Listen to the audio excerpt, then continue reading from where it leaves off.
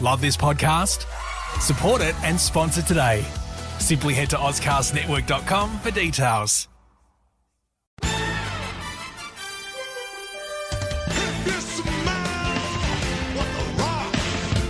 Every time I start talking about boxing, a white man got full rockin' my gun out there. It's about how hard you can get hit and keep moving forward. Oh, this hard goddamn work being this good. One more again, see what I take on your front side, I swear. You ain't my daddy, are you? There's gonna be consequences and repercussions. What time is it? Game time proof. Okay. Welcome to the Don't Be Blasé podcast. We are coming to you live from the House of Pain, otherwise known as Snap Fitness in Adelaide CBD. I'm your host, B. Caruana, joined as always by my man, Steve Burrows. Hello there. Before we get started, we'd like to thank our sponsor, Larry and Lad. Go see the boys in Region Arcade, get yourself an awesome coffee and listen to some pretty sweet tunes. But for now, on with the show. Now, we're just going to dive straight into it, Steve. Yep. We got a quick update. Yep. And before we get started, we got the intro music. Smooth. Here it is, Turf Freaks. Oh. The moment you've been We'll have waiting to be for. shown tonight. It's time for Steve's Yeah. launch. I'm very excited. Steve's lawn chat. Steve's lawn chat. Only Steve's. Only Steve's. Hit us with the lawn chat update, Steve. Well, That's all we have time for. Now, what have you got for us, Steve? I was able to mow the lawn the other day. I love mowing it. Yeah? It's such an exciting time to mow it because it looks primo after Yeah. you mow it. But I was thinking after I mowed it that mowing is good. It's Yeah. great. Okay, but there's actually something better than mowing. What's my... It's better than mowing. Yeah? It's trimming the Edges. Oh, you got the whippersnipper out. Get the old whippers electric. Electric. Electric whippersnipper out. And Does it have like an interchangeable plug? Do you have like one of those like multi-plug stations? You plug them both in like on a power board?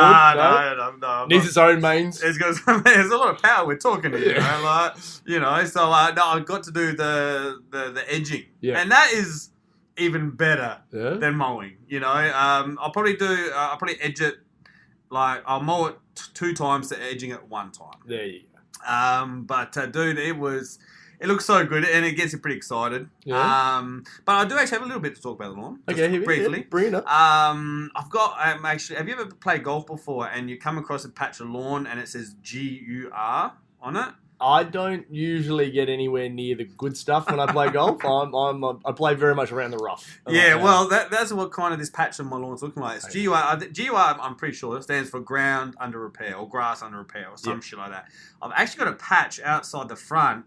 I'm going to throw it out. I might take a photo and I'll shoot it through and the experts can let me know what the F is going on here. Yep. Because it doesn't matter how much water I give it. It's kind of like died in this little bit area. It's on the front. All right. Well, you do live in a questionable suburb. So is there a chance someone is buried under that grass and that's coming through the surface? It's not as much as I think somebody pissed on it. I think that's what it looks like. It looks like someone has pissed on the front lawn. Do you think it Probably someone jealous down the road. Maybe the neighbour, the one that was always the laughing stock, he probably had a good laugh at your front lawn. Now your front lawn's getting up to date and he's a little bit jealous. I could see him peeking out the window, wait till we all drive off for, like for Sunday lunch and he'd go out there and piss on my lawn. I don't know what it is, but it's not coming back. No? So I'm gonna wait. We got some nice weather coming up, so I'm gonna apply some fertilizer, see what happens. It's a good time. Autumn's a good time to do this kind of stuff, and then so we'll take a photo. Yeah. We're gonna put it up because we need stuff on there. We'll get everyone's feedback. We do get a good get around from the listener. But the other thing that we wanted updates on. Yeah. Steve, give us an update on the fitness. Oh, the fitness. Well, okay. Because some people have said maybe I went a bit hard on you last week. You think? You're referring to you as a normie. Yeah. And, questioning your technique and your ability to do anything really. Well, but Steve, give us an update. I didn't go for any runs this week. And No. I'll tell you why. I was a bit under the weather from Saturday. We'll get to that later. I didn't feel very well.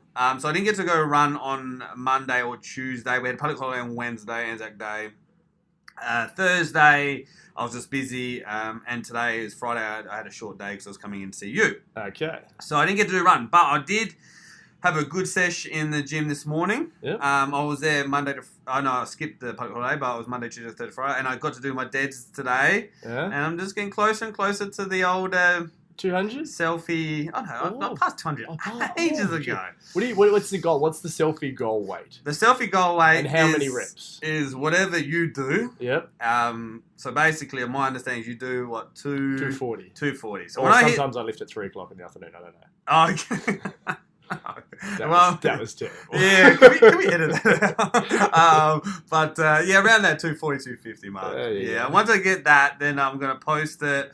You can drill my form. Yeah. And then, And just critique the fact that, well, Luke, in fairness, you're really short, so you don't have to That's stand up right, as far. Yeah, Arms I've got long. excuses like already In the ready to go. Rolodex, Oh yeah, ready to mate, I've go. got them on deck, mate. They're ready to go. So when I get to that weight, I'm going to make sure I can do it properly because the last time I did 230, Yeah. it took me 2 cracks to do it. That's the first right. one, I lifted it off the ground probably a couple inches and I pussied out. Yeah. And then the second one, my hype man came over Yeah. and he pumped me Got you up. through it? He got me over. And it was funny, once you did it, and I was like, I did it, I'm not going to say easy, of course I didn't do it easy, but I did it comfortably enough where I thought I could do it again, but I wanted to leave the gym on a high. That's right. No, that's good. It's always good to leave So positively. I'll wait till next week. So today, again, I backed up my 230. Yeah.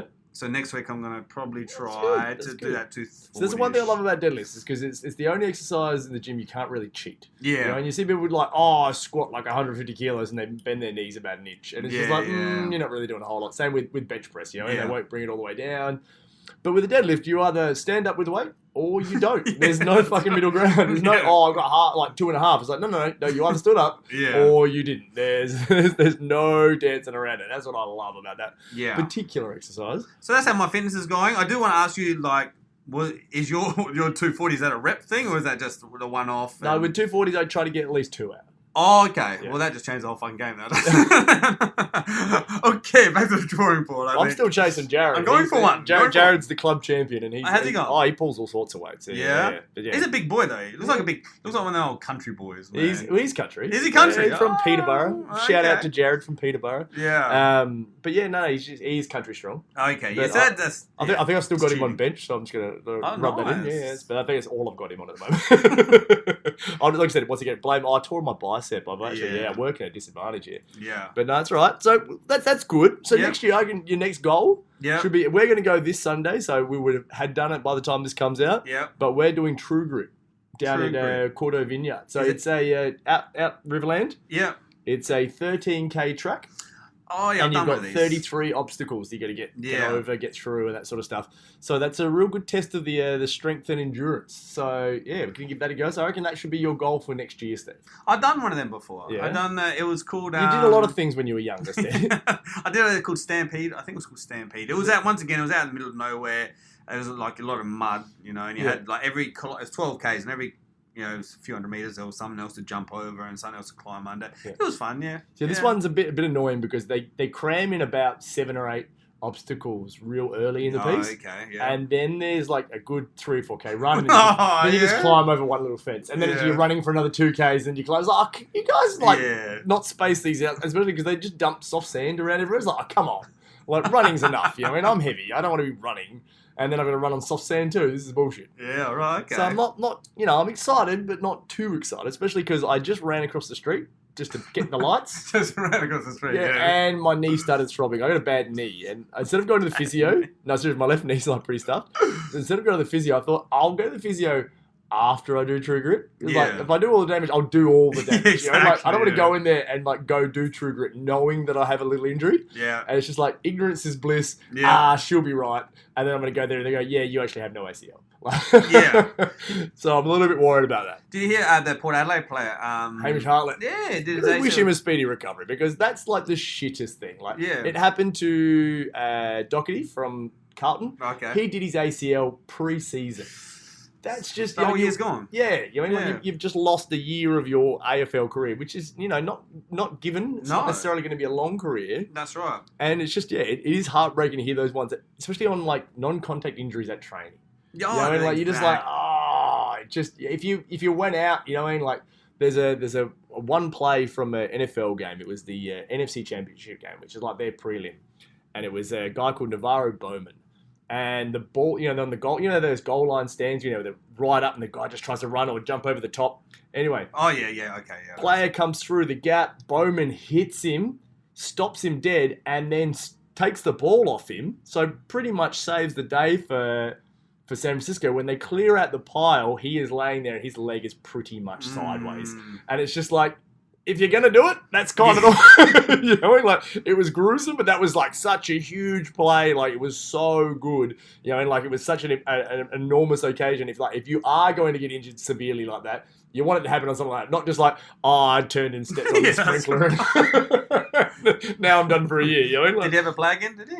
Did play again. Played like another year or so, and then he sort of knee problems. He was getting it on a bit in age before he did too, which is real disappointment. But but that's how you want to go out. You don't want to just go out like shit, I slipped over in the change rooms. That's what happened to Tony Ferguson or something. I don't know exactly what happened, but he was meant to fight Khabib in the mega lightweight, the UFC, and then he hurt himself doing a promo video or something like that. That's what I heard. I'm not sure how how right my facts are, but facts don't matter. No, facts don't matter. So basically, what happened, right? He was at this promo video, and apparently it was as simple as a turn or something like that. Yeah. Blew his knee out, and he was the interim champion that took the belt off him. Yeah.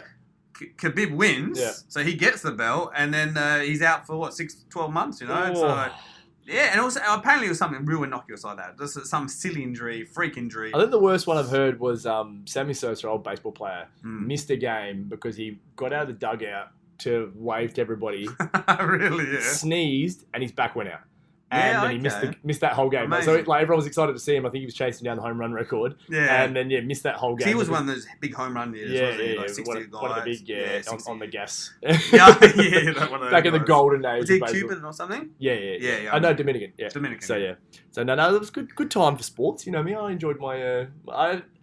It's a weird thing, but I kind of have that thing where whenever there's a sports injury, I know I don't want to watch it. But I can't look away. I always have to watch it. Like recently, the Gordon Hayward one. First game, goes down to the ankle, snaps it in half.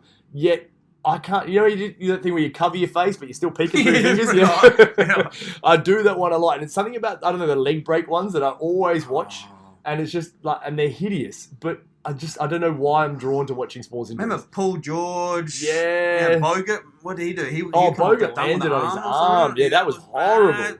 Speaking of Bogut. Yeah. See him, who he signed for? Signed for the Sydney Kings. That's huge. That's a good pickup. It's a great coup for the NBL. Yes. Because from my man Cloggers, he's got some. He's like the Damien Barrett of the NBL. He's been getting in and around it. But he says, they're looking at bringing in. Obviously, they've announced they're bringing in a second Melbourne club. Now, apparently, it's going to be tied in with Essendon. Okay. So it's going to be like an Essendon basketball club and stuff like that. So that's apparently. Like, until that gets off the ground, that's why Bogut's going to be at Sydney, because he, A, is from Melbourne, and B, is a huge Essendon fan. Now, whether he plays for that team or just coaches or he's just on board or ambassador or whatever, it's still a big deal, because he said it's brought a lot of attention from former NBA players to the NBL. Yes. And the more money we can get into the game, the better. Like, at the moment, Sean Marion, like Matrix, has already invested in New Zealand Breakers. Oh, okay, that's cool. So he's part of the ownership group there. Yep. So, but apparently, since Bogut's come over and Sean Marion's come over, and obviously Josh Childress, it's brought a lot of attention. So it may bring some foreign investors, which is a good thing. Well, look, I mean, it worked really well for A-League when they rebranded from the National Soccer League. They kind of disbanded and they brought out the A-League, and they brought out Dwight York, who was very famous Manchester United soccer player, and it just gave a bit of street cred to the league. Oh, for sure. So the casual viewer now checks in. Yeah. And then all of a sudden you have people like Robbie Fowler come out and play. You have fucking Del Piero, who was at one point the best soccer player in the world, man. And he was still good when he was. I know, that's what's sad about it though. He's about 63 and he's still fucking drilling out. Yeah, but it's one of those things. Like, it's when it comes to soccer, like you see those old guys with talent. Yeah, they're always gonna have it. Now, can they do it consistently for 90 minutes? No, but they pick their spots well. They learn down to they learn how to pace themselves. That's how our basketball team operates. Our mighty team of All-Stars. How are they doing? We've retired. Retired? Again. Yeah. Oh, gambling suspended. You've gone the Mick Jordan route. But no, we lost a grand final again by 4 or 5 points. Against these young whippets. So obviously you're picking your spots in the wrong place. The thing is, against this team that we play against, they're like 20 24, 25. Like the centre was 6'9". Oosh. Everyone's long, they're lanky, they're tall. You know, they're quite lean. Yeah. But they all play organised ball. And, they're 10, 15 years younger than us, whereas we're still like the old fellas. Yeah, just roll in. Smelling of deep heat. That's right, man. Strapped up, everything's strapped up, to play 37 minutes of social basketball. So, we beat everyone else. Yeah. Yeah, we just lost the grand final. So we retired for the meantime until, we get another shot of testosterone and we go out there and have another crack. Well, that's good. Well, I'm glad that you're getting back into it. You will get back into it. Steve. Oh, the love of the game, man. But speaking of the love of the game, let's get on to the NBA and discuss your mate, Mick Jordan. Yeah, Mick, yeah. I think he is actually, I know we've had this argument, but he has been replaced by LeBron James. Oh, for Christ's sake, because he makes Jordan has hit so many of those shots. Yeah. It's just like, come on, man. I'm just saying, it's just got to the because stage now. He's here now. Exactly. I feel like you need to appreciate him here and now. I love him. I hate that you love him so much because you boost him up so much. You ruin it for me. I want to love LeBron. Like, you look at how, I said, we always have the argument of, Jordan had this, LeBron had this. Yeah. Mate, it's gotten to the stage where pretty much only anyone's argument now for LeBron against LeBron is just the whole, he shit the bed against the Mavericks. It's just he did shit the bed against the Mavericks. He did, and I admit it, you can't say anything like that. Poorly. But he never lost in the first round. I mean, at the moment, as we speak, it's 3-2. It's not a guarantee he's going through. I'm not going to say it yet. But you've got to say that he is playing with a level of scumbag akin to the 2010 team that took to the finals. When the trade happened, when Isaiah Thomas left and you guys got a couple of Lakers players and George Hill come over, I know he didn't play the last couple of games. There was these articles from the experts saying, now LeBron's got the championship team behind him, and he won. They win 3 or 4 games, and it was like, this is all it took. Isaiah Thomas was a problem, and then all of a sudden they lost 8 in a row, and then they come 4th in the East. Dude, they're so flippy floppy. Yeah. So it's the 24-hour news cycle. It is. We were discussing it. I was discussing it with me and Brad the other day. Imagine Jordan in the social media era. When he was so good and so measured with all his answers. He was the professional, knew how to smile, knew when, said all the right things. And it's only now you hear the stories about what a fucking scumbag he was. But you imagine if, Mick's at the casino until 2 a.m. before a playoff game, just gambling away his kid's inheritance. He's a billionaire. I think that'll be alright. But then, if that got filmed, the shit, iPhones come out, course, and that, all the stories, or the, because imagine all the news stories that would have come out every day, because they've got to create content. Much like us, we are padding this conversation as much as we can because we've got to create content. So sometimes the content doesn't have to be good; it just needs to get attention. Yeah. So they do these articles almost hourly of LeBron's the best, LeBron's the worst. Yeah. KD's the greatest, KD's no good. It's just you can't have it both ways. Yeah. And the thing is, I think Jordan did survive in the fact that he didn't have as much scrutiny. And if he needed to get away from the spotlight, he could. Yeah, that's right. And they make a huge deal about the time that LeBron, for a month during the playoffs, turns off all his social media. And everyone's like, can't believe he's not allowing access. He does his 0 dark 30. It's just well, fuck. For years, players never had, that much access to him. So it's just Yeah, fair enough. But look, that shot was amazing. It felt so good. It was a great shot. Not only the shot, the block. The block, which was goaltending. Technically, to the letter of the law, I won't defend it. It was goaltending technically, but I think that's a shit rule. I don't know why they got rid of the old. If it had to be on the way down into the basket. And if you think about what's a goaltend these days, technically to the letter of the law, Alonzo Mourning and Patrick Ewing would have had no blocks in their fucking career. Those blokes tiptoed the line of goaltending every time. Yeah, fair enough. But I mean, look, it was a block. Fair enough. The play went on. The jump shot was, I think you pointed to me, very similar to the Jordan versus Cleveland. It was the same play, yeah. Obviously, LeBron hit the 3 rather than a foul line jumper. And also, LeBron shot over a real athlete, and Jordan shot over Craig Elo, who I'm pretty sure is an ice cream truck driver. Oh, man, it's amazing. Like the amount of heat I get from Speed throughout the week. Whenever LeBron's done something, or the Jordan bashing, it's just. I've found a new page on Twitter called Michael Jordan Torch Janitors, and it's just it's lit up a huge spark in me. This guy just obviously has a problem with Jordan and loves LeBron. It was and equates everyone that Jordan played against to some sort of like ice cream truck. It's fucking Isaiah Thomas, man. It's Isaiah Thomas has created this Twitter page. All right, he's still dirty on the dream team. And look, he sent me a good one. It was funny. It showed the defenders that Jordan had beat, and they're all like John 6'1", Stark 6'1". You know, and like crazy Eno 6'4", you know, like Jeff Hornacek, and he goes, former primary school teacher. You know, like the funny thing is, because I love John Starks. Yeah, he was 6'3". Yeah, he was, but he did legitimately used to bag groceries in the forest. Because he came through the CBA. Yeah, he took the long road back to the NBA. But yeah, I just enjoy that that's all there because. I mean, I'm not going to say that he didn't have any defense and stuff because they've been showing the Bad Boys documentary a fair bit the last couple of weeks on ESPN, and even if you're not even watching it, you just look up and see the highlights of when he used to go for a layup and just got fucking hammered. So he got past his defender that was maybe 6'3", but then there was a lot of 6'11", 6'12" guys throwing elbow. Who just fucking assholes.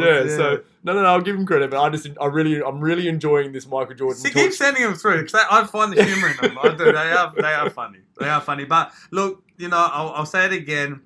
I'm not no longer getting into the GOAT argument because LeBron is amazing. He's so amazing, and he's better than everyone else in the league by a margin. Oh, huge margin. And sorry now. By a margin. But so was Jordan, but you know what? So was Magic, and so was Kareem. I think it's the hardest thing when you got generational talents. Exactly. Yeah. So to me, look, I'm going to put them up there. If you, I think it came out 3 or 4 years ago. They talked about the Mount Rushmore. LeBron's face is now on. Oh, for sure. It's taken. Someone's come off. I don't know who it is. I can't remember who it was originally. I think it was Jordan, Will, Kareem, Magic, maybe. I don't know who the fuck it was. But one of those guys is gone. Yep. And LeBron's up there. That's good. No, that's good. No, he's sick. I know. We sort of, we're almost coming to terms with this argument. It's now just a fun banter. Yeah, that's right. Between, but there's one that you don't seem to settle on. Okay, what's that? That's Melo's a fucking bum. Oh. Melo is so washed, it is just embarrassing to watch. That's you're really struggling with what you're saying. Because it hurts a bit. Because, I mean, like I said, I had like a soft spot for him. Yeah. Because he played for the Knicks. Yeah. I've got a soft spot for the Knicks.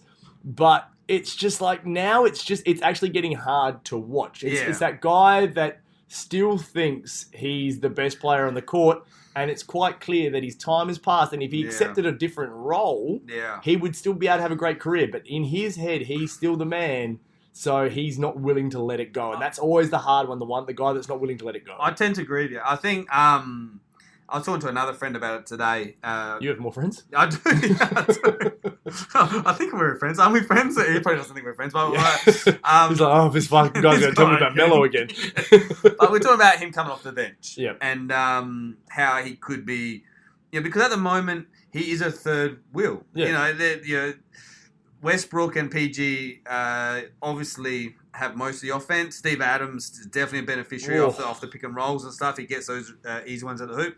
Melo really actually now I think about it, he's actually probably not a fourth wheel, but he's definitely like left, the old saying, left, right, out. He's just he's a guy who needs the ball in his hands, and he's no longer got the ball in his hands. Yeah. He sets high picks every play. You see him, Westbrook brings the ball up, he'll set a high pick, he'll roll, he'll try to sort of isolate their point guard. Yep. If that doesn't happen, then he'll just roll out to the 3-point line and wait for a kick out. If not, he might get into the post, get ignored. It must be very frustrating. And for someone who gets paid as much as he has, who's been a franchise player his whole career, to not even be the second guy on the team. He's a third guy / fourth guy. I would almost say he's become a fourth option because obviously Russ is number one and a strong one. Yeah. So he's either going to score or he runs a lot of pick and rolls with Adams. Yeah.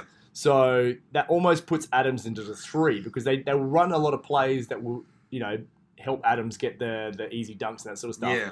Or the next option is Paul George to run another ISO. That's what it is, man. Paul George, the amount of 3 points he just jacks up drives me up the wall, man. It's just that's how they got back into that game. Yeah. They made that huge comeback against the Jazz, which just hurt because... That was amazing, man.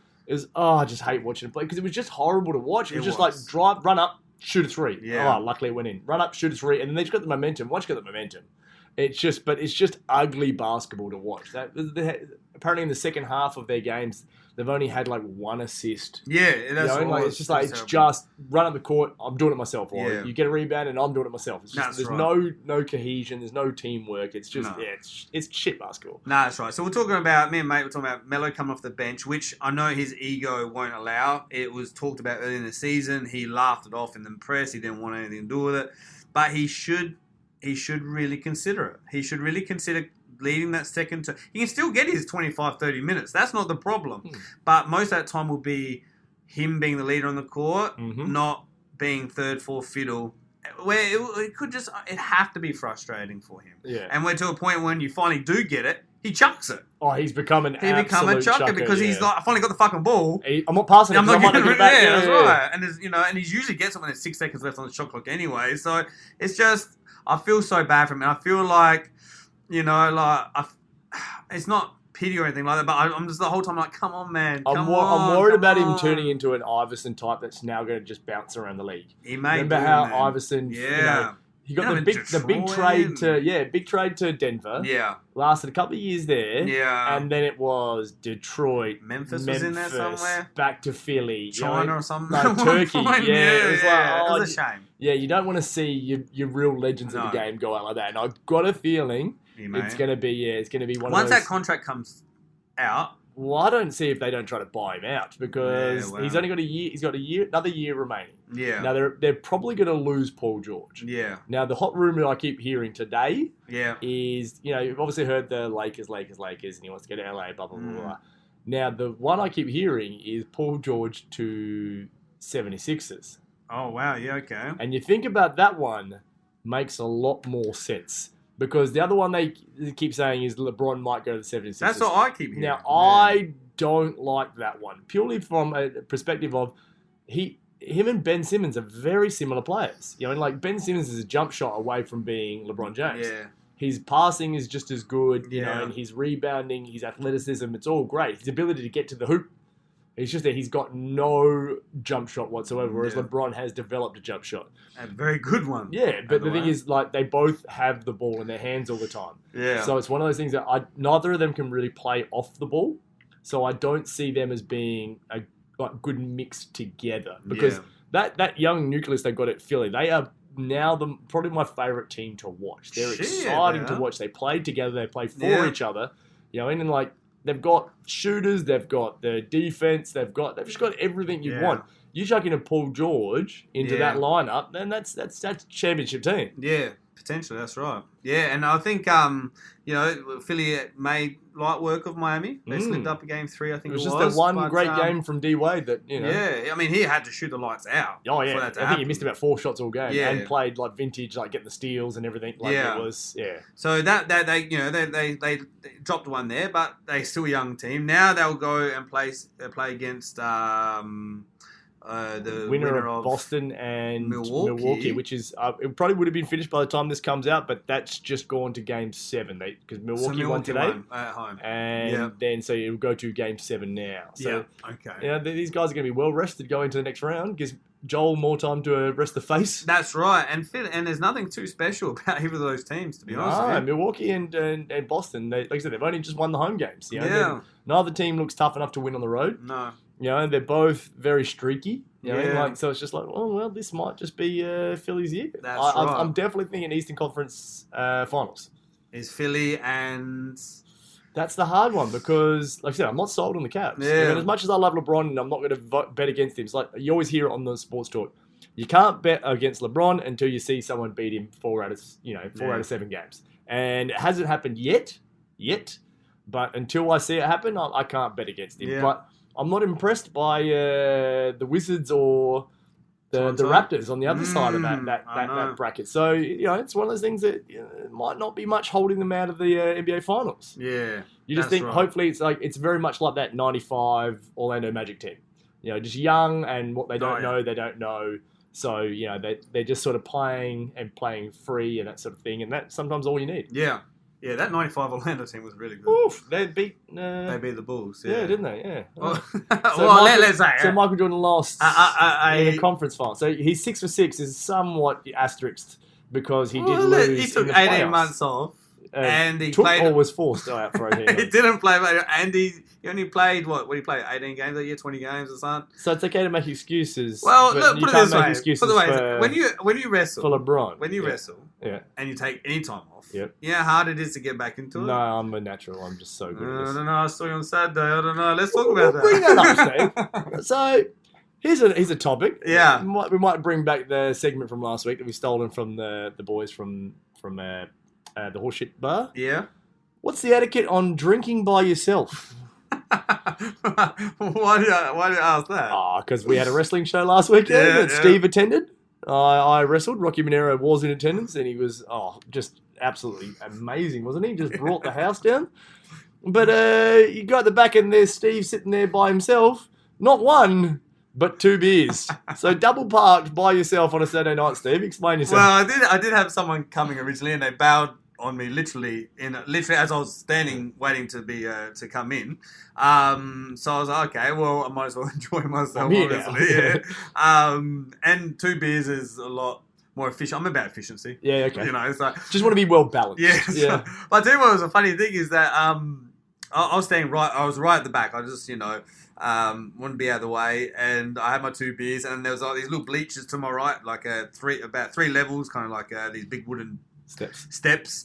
And anyway, Rocky gets out. Speedy gets out at the first match, and him and his opponent over the rails and into the audience, and the security comes over, and they like, get out of the way, clearing everyone out of the way. And I was sitting there, my phone was plugged into the wall. I got a charge. My phone literally died as I got there. Yeah. And someone had got me a charger. That was very nice of them. So I had the charger plugged in behind me onto the bleachers. They were sitting there. I had my 2 beers. And then out they come, Rocky and Zach Sabbath. And the security's like, get out of the way, get away. And they looked at me and said, get out of the way. I'm like, I'm not going anywhere. I've got my beers and I've got my Meanwhile, phone. I've seen Steve there, and I'm pretty much aiming for him. Yeah, I know. They were right next to me, and I was like, well, what do you want me to do? So that was nice. It was good to see him up and close and personal. And then they found their way back in the ring.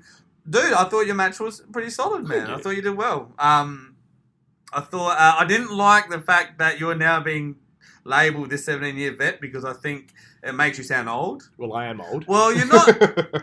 Yes, maybe compared to the others, but you're 34. I'll be 35 by the time this comes out. Okay. Birthday's next Birthday's next Wednesday, week. yeah. Okay. So, happy birthday for next Wednesday. I'm going to say a quick shout out, happy birthday too, because I've got a couple of friends that we have the same birthday. Okay. So, mate, Paulie's sorry, dad. yeah. Paulie's dad's had the same birthday. Yep. And my other good mates, The Rock and David Beckham and Brian Lara. So, like, yeah, boys, happy Catch up for the birthday. I barbecue? know, yeah, give me a call. I know you guys are a day behind, whatever, yeah. But I'll speak to you guys on Wednesday. It's always good to speak to you on my birthday. It's It's nice. good to share birthdays. It You know, is. and we're all similar sort of blokes. We've achieved similar sort of levels of success in our lives. So, you know, me, Bex, and The Rock and Brian Lara, yeah, just good mates. Oh, good on you. Well, And Paulie's dad. and Paulie's dad. That's beautiful. So, so stop saying that you're old, man. Okay. All right? I don't like it because I'm younger than some dirt, but I'm older than a few of the other wrestlers. No, it's just a little thing we're going down. It's just Okay. our little story at the Okay, moment. that's You know, your we just storyline. try to establish there's the older guys, the younger guys, and yeah, Okay. I'm playing like the Ric Flair card. I'm Okay. the old guy that But you still, I would suggest, from looking at you, and I think my eyes got blurry as the night got on. But I wonder what caused that. Yeah, I don't know. It was so emotional, Yeah. watching you in there. But it was just watching you wrestle. I thought you were in good nick, Yeah. in good shape. What I've always liked about you is you're very. You don't do a lot, but what you do is quite well. Yes. You're very crisp. You know your limitations are. There are many. Yeah. But you very do have small range of skills. yeah, but what you do well, and I thought I did a chuckle. You did the speech at the end, Yep. and I thought that was pretty good. I Yeah. thought it was pretty. I think it was. I think it's. Once I heard that, I went, okay, yeah, now I figure out what's going on a bit here. And obviously we've spoken before, but I thought it was good. For the rest of the show, I enjoyed the show as a whole. Yep. But I was having a couple of beers and And I am, I guess, still a wrestling fan. I didn't think it was much of it what we considered indie wrestling before, or how we talked about it. I think it was still a bit closer to what I recognise as wrestling. Yep. I thought the young guys were good. Yep. The dancing ones. Yeah, little prayer. Yeah, The prayer. They're like my little proteges at the moment. I love those kids. Yeah, they're good. It's good to see the old guys as well. The Basso guys. They were cool. But yeah, I had a good night. I thought it was a good night. Out of 10, if you ask me, I'd probably be a strong C plus. C plus out of 10. Yeah, C plus. So that's so like a 6.5. You really 6.9. bottled your rating system there, mate. So yeah, C plus. What I mean C plus. So it's like that range, sort of like 50 to 70 kind of thing. So so like a 69 out of 100, 6.9 out of 100. It was good. Wasn't great. And the thing is, because I'm in my head, I'm always a bit judgy. Yeah. I'm always saying, I would do this different. Oh, that didn't do well. So, but otherwise, it was a good night. Well, the boys have got a big show coming up. It's one of those ones where they're trying a new venue. Oh, I saw that. Yeah, they've got one they're going to call Super Clash. Yeah. And it's going to be at the HQ nightclub venue on Hindley Street. So it's a big place. It's a big area. It's on a Friday night.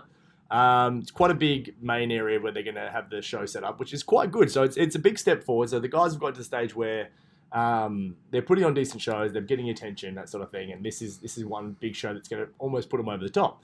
Now, it's a Friday night show as opposed to most of the Saturdays, which is good. It's in the city, so it's going to be a little bit more adult. Yeah. So they were very excited to have my Whiz Fizz gimmick on the show, which is, if anyone's seen Wrestle Clash or seen me, just type in Rocky Monero and Whiz Fizz and you'll get a good laugh out of that one. Now, unfortunately, the show's booked for June 15th when I'm on my holiday in Bali. So that's right, yeah. I'd still implore everyone to go out and check it out. It's going to be a great show. If you're in the Adelaide area and you want to duck into the city, that is the best thing to do on a Friday night. Have a couple of beers. Go watch some guys pretend to beat the crap out of each other. It's always a good time. And if you listen to Steve, you can have a 69 or a C plus or something. I don't know. I stopped listening after a while. I did carry on a bit there, but yeah, definitely get along. That would be pretty cool, man. I remember that place from when I was young. Yeah. Oh, HQ. This is the new one. The new one. This is the new. Oh, so this is not on West Terrace. No, it's a new one on Hindley Street. They had to shut down the West Terrace one because you can't have a nightclub that close to a hospital. Oh, okay, that makes sense. Yep. Yeah, so although that would be pretty convenient. I've never understood the mechanics behind that, but yeah, that's one thing. But the last thing we're going to talk about, Steve. Yeah, I have an offer for you. An offer. An offer. Yeah. I am willing to give you 9 sets of DVDs, absolutely free. 9 discs? Not 9 discs, 9 individual box 9 sets. 9 seasons. Seasons. Yeah. Of The Cosby Show. For free? For free. I can't have him in my house anymore. Oh, really? The verdict's come down today. Oh, okay. There's some news. And he's been found guilty of the old slipping him the Mickey and giving him the Dickie while they're out. And, it's looking like 10 years for an 80-year-old man.